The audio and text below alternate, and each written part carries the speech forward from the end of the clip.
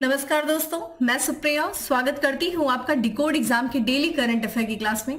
दोस्तों, आज हम अपनी करंट अफेयर की क्लास में डिस्कस करेंगे फोर्थ हाफ में 4 मई से रिलेटेड करंट अफेयर को। तो चलिए जल्दी से आप सभी लोग सेशन से जुड़ जाइए, सेशन को शेयर करें आप सभी लोग। और जैसा कि मैं उम्मीद कर रही हूँ आप सभी लोग बहुत ही अच्छे से होंगे और अपनी प्रिपरेशन जो है अच्छे से कर रहे होंगे। और साथ ही साथ देखिए करंट अफेयर की शॉर्ट नोट्स बनाते हुए चलिए, जो आपको बहुत ही ज्यादा हेल्प करेगी आपके रिवीजन में। चलिए आते हैं अपने सेशन पे, अपनी क्लास पे आते हैं। क्लास स्टार्ट करूं उसके पहले कहना चाहूंगी कि जल्दी से चैनल को सब्सक्राइब कर लीजिए और बेल आइकन को प्रेस कर लीजिए। इससे आपको चैनल से रिलेटेड हर क्लास की वीडियो का प्रॉपर नोटिफिकेशन मिलेगा और आपकी कोई भी क्लास मिस नहीं होगी। आइए स्टार्ट करते हैं दोस्तों अपनी क्लास को। और आज की क्लास में हमारा सबसे पहला प्रश्न है कि हाल ही में कहा वेद विज्ञान महोत्सव का आयोजन हुआ है। तो देखिए ये महोत्सव के बारे में बात हो रही है, वेद विज्ञान महोत्सव।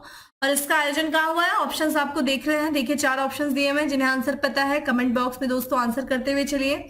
और इसका जो करेक्ट आंसर है दोस्तों वो है दिल्ली। ठीक है, दिल्ली में जो है वो वेद विज्ञान महोत्सव का आयोजन किया गया है। किसके द्वारा किया गया है, कौन थे इसके मुख्य अतिथि, हम इस बारे में थोड़ा सा चर्चा करेंगे। तो यहाँ पे देखिए जो विश्व वेद परिषद है और साथ ही साथ ठीक है परामर्थ निकेतन है, उनके तत्वाधान में ध्यान रखिएगा 2 दिवसीय जो है महोत्सव था, वेद विज्ञान महोत्सव। और इसका जो शुभारंभ किया गया, देखिए लोकसभा जो अध्यक्ष हैं श्री ओम बिरला ये मुख्य अतिथि थे।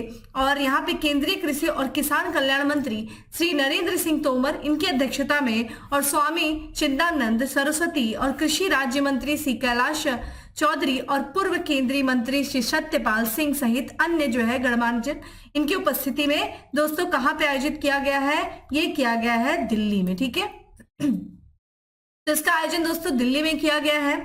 और ध्यान रखिएगा जो विश्व वेद परिषद है दोस्तों, इसका जो आयोजन दिल्ली में किया गया है, इसके जो मुख्य अतिथि थे कौन थे दोस्तों? ये लोकसभा के जो अध्यक्ष ओम बिरला इसके मुख्य अतिथि थे।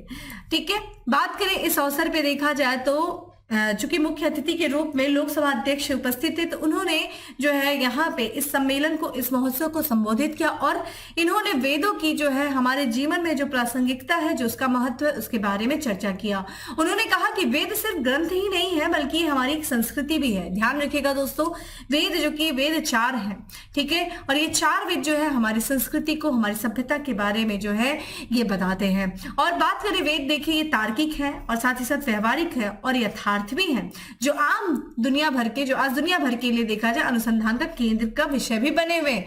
तो वेद में जो बातें लिखी गई हैं वो ना सिर्फ ध्यान रखिएगा, ऐसा नहीं कि ऐसी बातें, उसमें तार्किकता भी, उन बातों में व्यवहारिकता भी है, यथार्थ भी है। दोस्तों आप लोगों ने वेद पढ़ा होगा, ठीक है, वेदों की रचना ऋषि वेद व्यास जी के द्वारा किया गया था। 4 वेद है, ध्यान रखिएगा। ऋग्वेद है, ठीक है, जो कि सबसे प्राचीन वेद है। फिर उसके बाद देखा जाए तो सामवेद है, ठीक है, फिर अथर्ववेद है, ठीक है, यजुर्वेद है, माफ करिएगा, और फिर उसके बाद अथर्ववेद है। सबसे जो नवीन वेद है दोस्तों अथर्ववेद है। सामवेद में देखो संगीत के बारे में बात किया गया है दोस्तों। ऋग्वेद है दोस्तों। तो बताइए आप मुझे कमेंट बॉक्स में आंसर करिए कि ऋग्वेद में दोस्तों कितने मंडल हैं और किस मंडल में दोस्तों गायत्री मंत्र के बारे में चर्चा की गई है। ठीक है, गायत्री मंत्र उम्मीद करती हूँ आप लोग को याद होगा। और उसके रचनाकार कौन है आप मुझे बताइए, किस मंडल में बात किया गया है। तो देखिए जो लोग प्राचीन भारत पढ़ रहे होंगे, देखिए एंशिएंट हिस्ट्री में अच्छे से वेद के बारे में बताया गया है, वैदिक संस्कृति, ठीक है, इन सारी चीजों के बारे में अच्छे से चर्चा किया गया और एग्जाम में आपसे क्वेश्चंस पूछे जाते हैं। तो देखिए अब यहीं से आपको स्टैटिक्स पोर्शन अपने तैयार करने हैं, एंशिएंट हिस्ट्री उठाना है और आपको वैदिक काल के बारे में पढ़ लेना है। क्योंकि ध्यान रखिएगा 1500 से लेकर के, ध्यान रखिएगा, ठीक है, 1500 से लेकर के 6000 ईस्वी पूर्व का जो समय है दोस्तों, इसको हम अपने इतिहास में ऋग वैदिक काल के नाम से जानते हैं, माफ करिएगा वैदिक काल के नाम से जानते हैं, वैदिक संस्कृति के नाम से जानते हैं। क्योंकि इस समय के बारे में जो हमें जानकारी देते हैं दोस्तों, ये 4 वेद ही देते हैं, जिस कारण से इस पूरे काल को हम वैदिक काल के अंतर्गत रखते हैं। तो ध्यान रखिएगा, ये सारी चीजें पढ़ लीजिएगा कि इसको देखिए पूर्व वैदिक काल क्या है, उत्तर वैदिक काल क्या है, ये सारी चीजें। बात करते हैं नई दिल्ली में कुछ और भी सम्मेलनों का आयोजन किया गया था, उनके बारे में देखिए। तो पहले इंडिया स्टेक डेवलपर सम्मेलन का जो आयोजन किया गया था दिल्ली में ही किया गया था, नई दिल्ली में।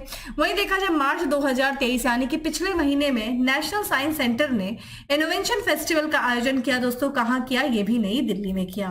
इसी के साथ साथ देखा जाए दोस्तों नई दिल्ली में कुछ और भी फेस्टिवल का आयोजन किया गया था, जैसे कि national institute of urban affairs ने दोस्तों पहला अर्बन क्लाइमेट फिल्म फेस्टिवल का भी जो आयोजन किया था वो नई दिल्ली में किया गया था। तो पहला अर्बन क्लाइमेट फिल्म फेस्टिवल दोस्तों नई दिल्ली में आयोजित किया गया था। ठीक है, तो ये नई दिल्ली से संबंधित कुछ दोस्तों तथ्य थे जो करंट थे, जो आपके एग्जाम के लिए जरूरी थे। अब बात करते हैं हम अपने अगले प्रश्न की कि निम्नलिखित में से किस किस देश की कंपनी द्वारा अयोध्या में बायोडीजल परियोजना शुरू की जाएगी? चूंकि ध्यान रखिएगा अयोध्या जो कि एक जिला है, ठीक है, जिसे हम पहले फैजाबाद के नाम से जानते थे, अब चूंकि ये उत्तर प्रदेश का जिला है, तो ये प्रश्न ना सिर्फ आपके करंट अफेयर के लिए बल्कि ध्यान रखिएगा दोस्तों ये यूपी स्पेशल के लिए भी उतना ही इंपॉर्टेंट हो जाता है। और बात करें जो कंपनी है, जिस देश की कंपनी है जो अयोध्या में बायोडीजल परियोजना शुरू करने वाली है, ये है यूरोप की कंपनी बेल्जियम। ठीक है, तो बेल्जियम की कंपनी है दोस्तों, नाम क्या है इसका? वीटो। ध्यान रखिएगा वीटो। और ये जल्दी ही देखा जाए तो कचरे से जो है बायोडीजल का निर्माण करेगी, बायोडीजल को बनानेगी, और कचरे से बायोडीजल बनाने की जो परियोजना शुरू करी जा रही है अयोध्या में किया जा रहा है। और ये करेगी कौन कंपनी दोस्तों? तो बेल्जियम की वीटो कंपनी करेगी। ध्यान रखिएगा इस कंपनी को जो है ये अयोध्या को इसने जो है अपने पायलट प्रोजेक्ट के लिए चुना है 2 साल के लिए। ठीक है, 2 साल के पायलट प्रोजेक्ट के लिए। और यहाँ पे बात करें जो वीटो जो कंपनी है उसके जो एशिया प्रशांत प्रमुख है दोस्तों हफीज रहमान, और साथ ही साथ कुछ अन्य अधिकारी, उन्होंने अयोध्या का दौरा किया, अयोध्या प्रशासन के अधिकारियों के साथ उन्होंने मिले और वहां का दौरा किया, और साथ ही साथ क्षेत्र वगैरह देखे कि कहाँ पे ये जो है जो परियोजना जो शुरू की जाएगी उसके लिए स्थान देखा। साथ ही साथ उन्होंने जब दौरा किया तो इन्होंने जो है अयोध्या नगर निगम के जो अधिकारी हैं उनके लिए कार्यस्थलों भी आयोजित किया, कार्यशाला भी आयोजित किया। तो ध्यान रखिएगा बेल्जियम की ये कंपनी है वीटो जो कि अयोध्या में कचरे से बायोडीजल बनाने की परियोजना शुरू कर रहे हैं। आइए बात कर लेते हैं दोस्तों बेल्जियम की। आपके सामने ये मैप दिख रहा है दोस्तों जो कि यूरोप का मैप है, और आपको यहाँ पे दिखाई देगा दोस्तों जर्मनी से लगा हुआ एक देश है जिसने अपना नॉर्थ जो है सी से अपने बॉर्डर को शेयर कर रहा है। देखिए बेल्जियम। ठीक है, बेल्जियम की बात करें दोस्तों तो इसकी जो है सीमा देख लीजिए, उत्तर से देखिए यहाँ पे नॉर्थ ईस्ट से हम चलेंगे तो नीदरलैंड से, ठीक है, फिर उसके जर्मनी से, फिर लग्जमबर्ग से, लग्जमबर्ग को छोटा सा लैंडलॉक कंट्री है यूरोप में, और फिर फ्रांस से अपनी सीमा साझा कर रहा है। वही बात करें इसकी समुद्रिक सीमा दोस्तों कौन सी है दोस्तों? वो है नॉर्थ सी। यहाँ पे दोस्तों बात करें बेल्जियम की जो कैपिटल है वो है ब्रुसेल्स। ठीक है, ब्रुसेल्स जो है वो यहाँ की कैपिटल है। और यहाँ पे हम बात करें दोस्तों यहाँ है यूरो जो है इसकी करेंसी है। फिलिप जो है वो यहाँ पे भी देखिए राजतंत्रात्मक शासन है जो कि एक प्रतीकात्मक है, और यहाँ पे प्रधानमंत्री है कौन दोस्तों? Charles Mikel. ध्यान रखिएगा नाटो का हेडक्वार्टर भी दोस्तों ब्रुसेल्स में ही है, जो कि भी हाल फिलहाल में चर्चा में है बहुत ज्यादा। स्पेशली देखा जाए तो नाटो यानी कि नॉर्थ अटलांटिक ट्रीटी ऑर्गेनाइजेशन दोस्तों जब से यूरोप और रशिया यहाँ पे यूक्रेन और रशिया का वॉर जब से छिड़ा तब से नाटो काफी चर्चा में है। तो नाटो के बारे में भी अच्छे से देख लीजिएगा।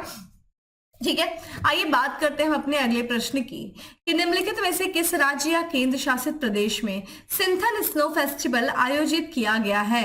तो यहाँ पे सिंथन स्नो फेस्टिवल जो आयोजित किया गया है दोस्तों कहाँ किया गया है? ऑप्शंस आप देख रहे हैं तो देखिए असम सिक्किम में स्नो तो नहीं है, बर्फ तो नहीं है, ऑब्वियसली लद्दाख या जम्मू कश्मीर के बारे में बात करेंगे हम। और यहाँ पे जो है जम्मू कश्मीर, ध्यान रखिएगा जम्मू कश्मीर केंद्र शासित प्रदेश में सिंथन स्नो फेस्टिवल आयोजित किया गया है। ठीक है, तो यहाँ पे जो जम्मू कश्मीर है, जम्मू और जो किश्तवाड़ा जिला है जम्मू कश्मीर का, ठीक है, वहां का जो पर्यटन विकास प्राधिकरण है उसके द्वारा जो जम्मू कश्मीर का जिला है किश्तवाड़ा जिला, वहां पे सिंथन मैदान है, वहां पे जो है हिम उत्सव यानी कि स्नो फेस्टिवल का आयोजन किया गया। ठीक है, किसके द्वारा? जो वहां का पर्यटन विकास प्राधिकरण है। इसका जो आयोजन दोस्तों किया गया, देखिए इसमें बहुत सारे लोगों ने सहयोग किया है। तो स्नो फेस्टिवल का जो आयोजन है वो जिला प्रशासन किश्तवाड़ा, जम्मू कश्मीर कला संस्कृति और भाषा अकादमी और साथ ही साथ जो है वहां सेना के द्वारा सहयोग से इसका आयोजन किया गया। चूंकि ये फेस्टिवल था इसमें बहुत सारे कार्यक्रमों का आयोजन किया गया था, तो इसमें देखिए संगीत में प्रस्तुति का आयोजन किया गया, रोमांचक गतिविधियां हुई, काफी एडवेंचरस जो है एक्टिविटीज हुई, यहाँ पे काफी ज्यादा कंपटीशन प्रतिस्पर्धाएं हुई। तो एक तरीके से यहाँ पे जो है इस फेस्टिवल में विभिन्न तरीकों का यहाँ पे जो है आयोजन किया गया, तो आप यहाँ पे देख सकते हैं। तो काफी इंपॉर्टेंट है दोस्तों, ये भी आपसे डायरेक्ट यहाँ से प्रश्न पूछा जा सकता है। हिम उत्सव का आयोजन कहाँ किया गया था? तो ये जम्मू कश्मीर के किश्तवाड़ा जिले में किया गया था। आइए जम्मू कश्मीर में कुछ और भी चीजें देख लेते हैं जहां से जो है डायरेक्ट प्रश्न पूछे जा सकते हैं। देखिए यहाँ पे हम बात करें 36वां यानी कि 36वां inter university north zone youth festival है जिसका नाम है अंतरनाद। ठीक है, अंतरनाद इसका आयोजन जो किया गया था ये जम्मू विश्वविद्यालय में किया गया था। वहीं देखा जाए यहाँ पे मार्च 2023 में सर्वश्रेष्ठ साहसिक पर्यटन स्थल का जो पुरस्कार जीता है दोस्तों वो भी केंद्र शासित प्रदेश जम्मू कश्मीर ने जीता है। चलिए अगले प्रश्न की तरफ बढ़ते हैं कि किस आईआईटी संस्थान ने साइबर सुरक्षा कौशल कार्यक्रम का शुभारंभ किया है? तो किस आईआईटी संस्थान ने दोस्तों साइबर सुरक्षा कौशल कार्यक्रम का शुभारंभ किया है? तो ऑप्शंस आप देख रहे हैं। ठीक है, आईआईटी दिल्ली है, बॉम्बे है, कानपुर है या फिर मद्रास है। और दोस्तों इसका जो करेक्ट आंसर है वो है सी, तो ध्यान रखिएगा दोस्तों, आईआईटी कानपुर जो है इसने साइबर सुरक्षा कौशल कार्यक्रम का शुरुआत किया है और ये ध्यान रखिएगा कि यूपी स्पेशल भी हो जा रहा है। यहाँ पे हम बात करें दोस्तों, तो यहाँ पे ध्यान रखिएगा जो भारत सरकार का विभाग है दोस्तों, विज्ञान और प्रौद्योगिकी विभाग, इसी के सहयोग से कानपुर जो आईआईटी है उसका एक साइबर सुरक्षा हब है। ध्यान रखिएगा, साइबर सुरक्षा प्रौद्योगिकी इनोवेशन हब।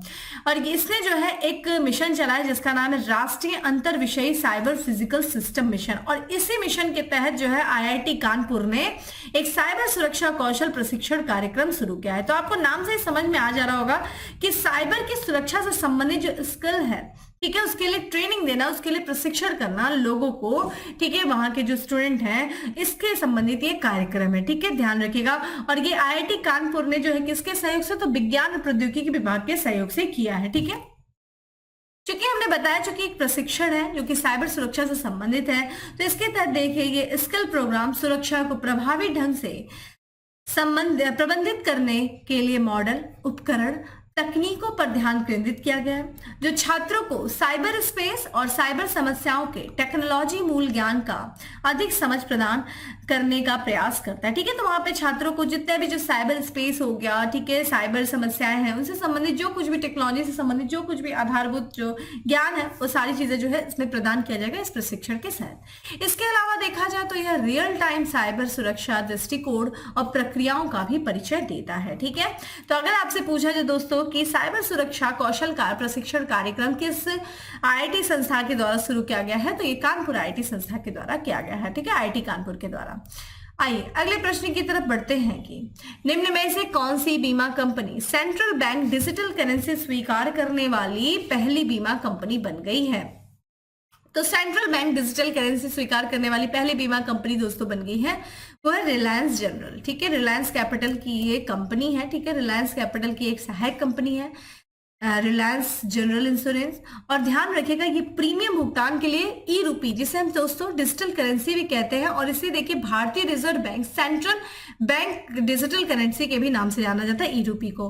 और ई रूपी को स्वीकार करने वाला, ठीक है, प्रीमियम भुगतान के लिए जो पहली कंपनी बन गई है दोस्तों, वो बन गई है रिलायंस जनरल इंश्योरेंस। और रिलायंस जनरल इंश्योरेंस किसकी सहायक कंपनी दोस्तों, रिलायंस कैपिटल की ये सहायक कंपनी है।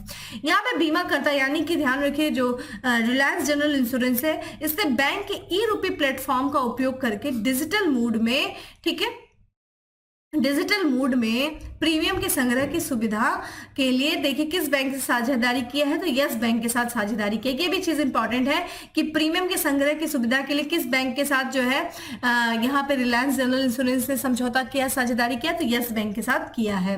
ई रुपए के बारे में दोस्तों बात किया जाए तो ये ध्यान रखिएगा एक तरीके से डिजिटल करेंसी होती है, डिजिटल टोकन ही होता है, इसकी भी वैल्यू वही होती है जो कि आप अपने जो करेंसी आपके हाथ में होती है। ठीक है, और ये बैंक नोट के ही बराबर होता है, कि इसको ध्यान रखिएगा क्योंकि इसको जो जारी करने वाला है कौन दोस्तों, वो देश का सेंट्रल बैंक है जो कि अन्य जो करेंसी को जारी करता है। और एक आरबीआई यानी कि रिजर्व बैंक ऑफ इंडिया द्वारा समर्थित यहाँ पे समर्थित कानूनी निविदा या संप्रभु मुद्रा है। ध्यान रखिएगा यह करेंसी भी जो भौतिक नकदी जो आप अपने हाथ में, जो आपके हाथ में होगा या जो आप जेब में लेकर के करेंसी घूमते हैं दोस्तों, इसी भौतिक नकदी को संभालने के सभी मुद्दों को ये दूर करता है और बैंक नोट के समान जो है गुमनामी प्रदान करता है। तो ये भी जिस तरह से बैंक नोट जो है समान होती है, उसी तरीके से इसके भी सारी सुरक्षाएं होती है। ठीक है, तो डिजिटल मुद्रा ई रूपी क्या एक तरीके से डिजिटल टोकन है, इसकी भी वैल्यू जो है आप करेंसी के जो है बराबर होती है, भौतिक करेंसी के इक्वल ही होती है, क्योंकि इसको जारी करता कौन है दोस्तों, वो सेंट्रल बैंक जो है हमारे देश का यानी कि रिजर्व बैंक ऑफ इंडिया, उसके द्वारा जारी किया जाता है। ठीक है, आइए दोस्तों अगले प्रश्न की तरफ चलते हैं। इंपॉर्टेंट प्रश्न है ये, यहां से एग्जाम में आपसे प्रश्न पूछा गया है कि 8 प्रमुख उद्योगों के सूचकांक ने मार्च 2023 में कितने प्रतिशत की वृद्धि दर्ज की है। तो 8 कोर इंडस्ट्री जो है दोस्तों, यहाँ पे जो है इसमें जो मार्च 2023 में कितने प्रतिशत की वृद्धि की है दोस्तों, ये किया है 3.6%। ध्यान रखिएगा ये जो है 8 कोर प्रमुख जो है, ठीक है, 8 प्रमुख उद्योग जो है जिसे हम 8 कोर इंडस्ट्री कहते हैं दोस्तों, इसमें से पूछा जाता है कि इसमें से कौन सा शामिल नहीं है, आपसे एग्जाम में पूछा गया। तो ये 8 कोर इंडस्ट्री जो है आपको पता होनी चाहिए कौन है, किसका वेटेज ज्यादा है। तो यहाँ पे देखिए मार्च, अगर हम पिछले वर्ष की तुलना करें दोस्तों, ठीक है, यानी कि मार्च 2022 की तुलना में देखा जाए मार्च 2023 में जो ये 8 प्रमुख उद्योग हैं उनके सूचकांक में कितना बढ़ा है दोस्तों, 3.6% जो है वो बढ़ा है। क्या क्या इसमें आता है 8 कोर इंडस्ट्री में दोस्तों? तो यहाँ पे कोयला आता है, कच्चा तेल आता है, प्राकृतिक गैस आती है, रिफाइनरी आती है, उत्पाद उर्वरक, रिफाइनरी उत्पाद उर्वरक, इस्पात, सीमेंट और बिजली। ये सब जो है 8 प्रमुख उद्योगों के प्रदर्शन को मापता है। ठीक है, ये ध्यान रखिएगा दोस्तों, ये आपको पता होना चाहिए 8 कोर इंडस्ट्री में क्या क्या आता है। यहाँ पे बात करें दोस्तों, अगर हम पूरा ओवरऑल औद्योगिक उत्पादन सूचकांक की दोस्तों बात करें, इंडस्ट्रियल प्रोडक्शन जो है उसमें जितने भी जो है प्रोडक्शन सूचकांक में जितनी सारी वस्तुएं जो शामिल की जाती है उसमें लगभग आधे प्रतिशत की हिस्सेदारी होती है इस 8 कोर इंडस्ट्री की। तो इसमें से कितना दोस्तों, तो ये पूरा जो है ये जो 8 प्रमुख उद्योग हैं इनका हिस्सा देखा जाए तो औद्योगिक उत्पादन सूचकांक में शामिल जितनी भी वस्तु उनका 40.27% होता है। तो काफी वेटेज होता है इनका।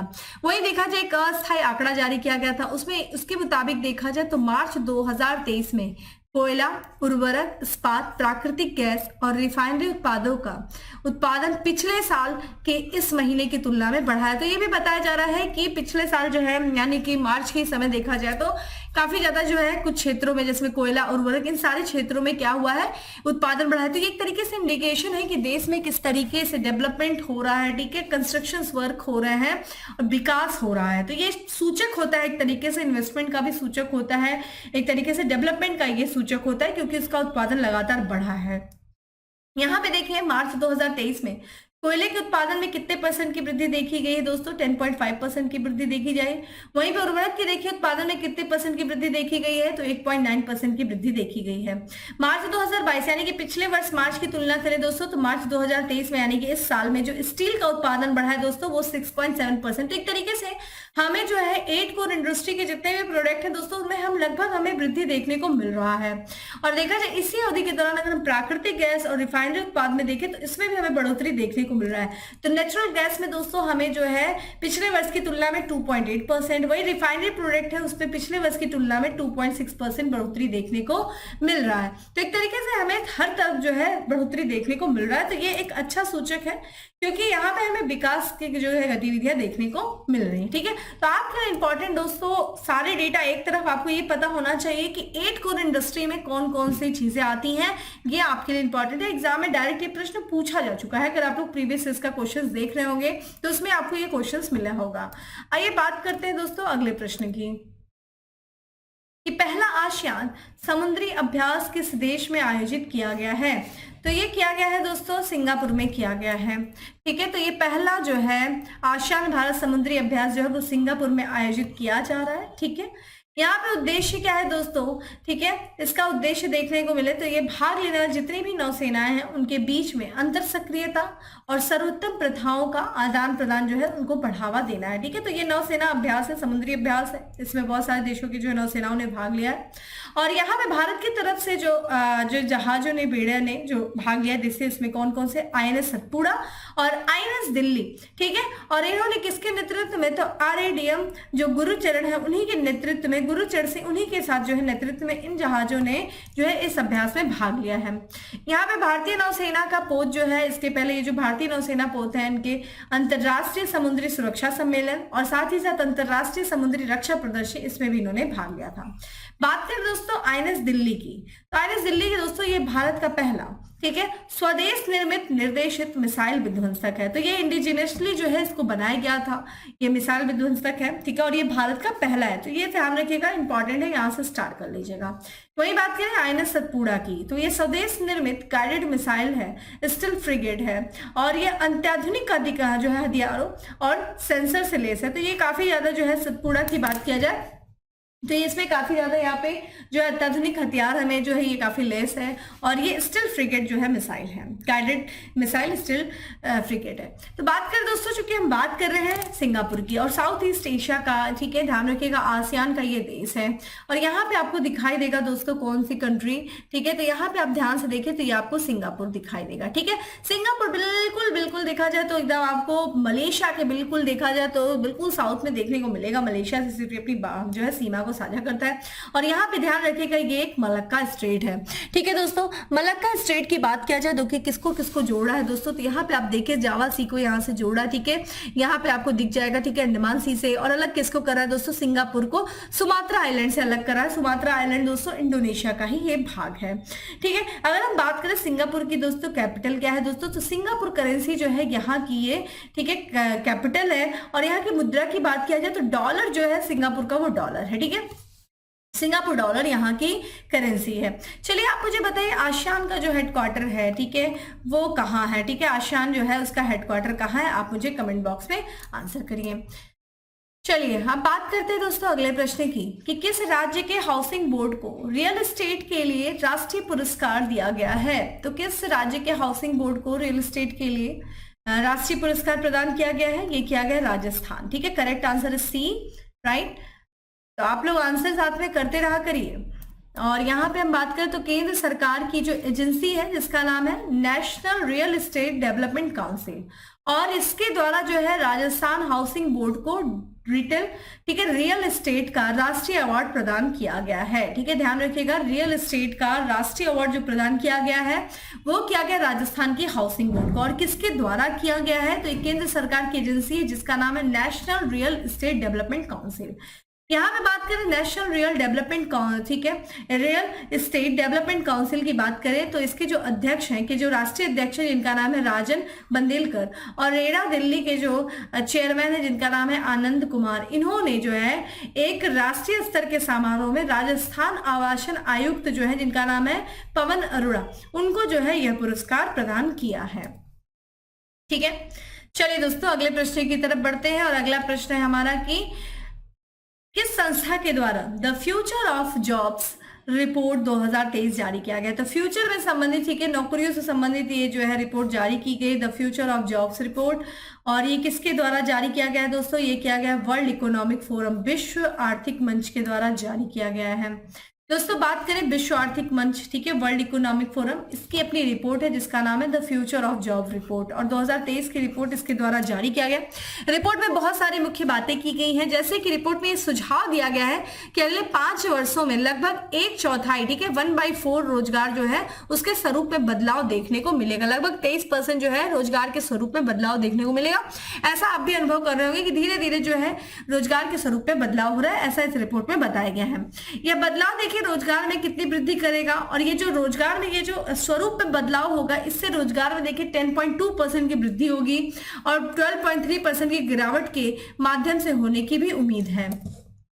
रिपोर्ट में देखिए सर्वेक्षण किया गया था लगभग 803 कंपनियों का, और इन कंपनियों के अनुमान के अनुसार देखा जाए तो मौजूदा 673 मिलियन नौकरियों में से जो नियोक्ता है वो 69 मिलियन नई नौकरियां सृजित होने का अनुमान लगा रहा है। ठीक है, नई नौकरियां होंगी। वहीं 83 मिलियन के जो है समाप्त होने का अनुमान, कुछ ये अनुमान लगा रहे हैं जो नियोक्ता है कि वही अनुमान लगा रहे हैं कुछ नई नौकरियां सृजित होंगी, वहीं कुछ देखा जाए तो कुछ ये सोच रहे हैं कि भाई जो बची जो कुछ नौकरियां वो समाप्ति भी होंगी। इस तरह देखा जाए तो 14 मिलियन नौकरियां जो है शुद्ध हानि होगी। जो वर्तमान रोजगार का कितने परसेंट है दोस्तों, वो 2% है।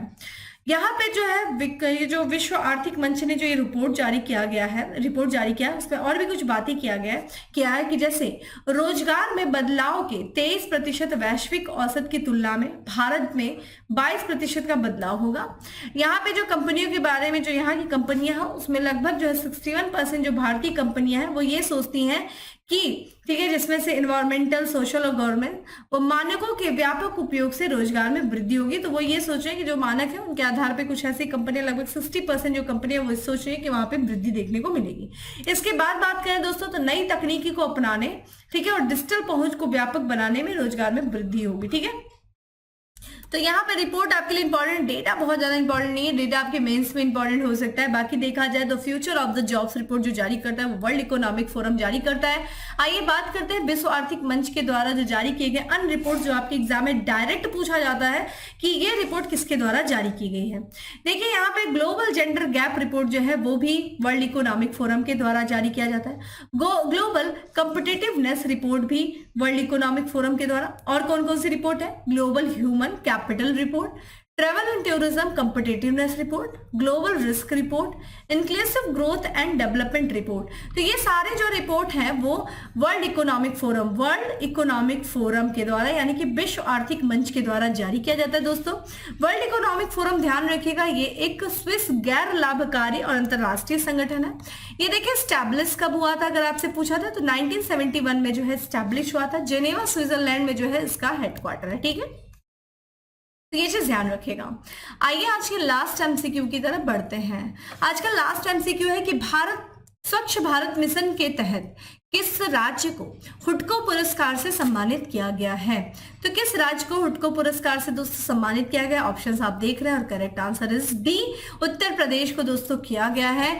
और उत्तर प्रदेश में, ठीक है, तो यहाँ पे स्वच्छ भारत मिशन है और स्वच्छ भारत मिशन शहरी, ध्यान रखिएगा, उसमें उत्तर प्रदेश को देश के प्रतिष्ठित हुडको अवार्ड 2022-23 से सम्मानित किया गया है, ठीक है। यहाँ पे ये जो अवार्ड दिया गया है वो ध्यान रखिएगा आवास एवं शहरी विकास निगम लिमिटेड के 53वें स्थापना दिवस पर आयोजित कार्यक्रम में मनोज जोशी जो सचिव हैं आवास एवं शहरी कार्य मंत्रालय के, उन्होंने, ठीक है, जो राज्य मिशन निदेशक है उत्तर प्रदेश की नेहा शर्मा, उनको जो है यह पुरस्कार प्रदान किया है। तो ध्यान रखिएगा स्वच्छ भारत मिशन शहरी के तहत जो है प्रतिष्ठित यहाँ पे हुडको अवार्ड जो प्रदान किया गया उत्तर प्रदेश को प्रदान किया गया। ये बहुत इंपॉर्टेंट है। आज आप देखिए 3 जो है हम लोगों ने यूपी स्पेशल से रिलेटेड चीजें देखी है।